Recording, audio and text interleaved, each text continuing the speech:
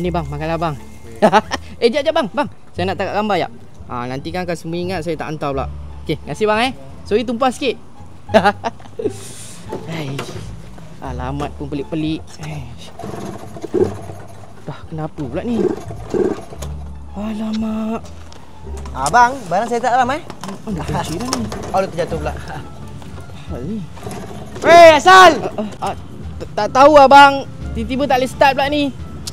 Minyak habis kot. Mustahil lah bang.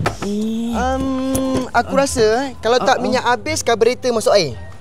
Asal pula bang, saya boleh lepas servis kot bang. Oh, bawa servis. Aduh. Tak apa macam ni. Aku bawa kau pergi bengkel member aku.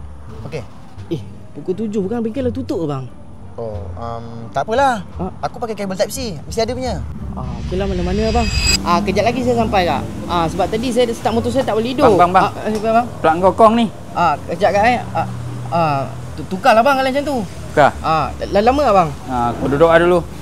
Okey bang Aduh, kecoh lah. Gatal pula lah kepala ni. Asal beranak pinak ke lu mumung kau ni? Tak tahulah bang, dah macam-macam produk dah aku pakai tapi tak function. Disebabkan aku rider macam kau.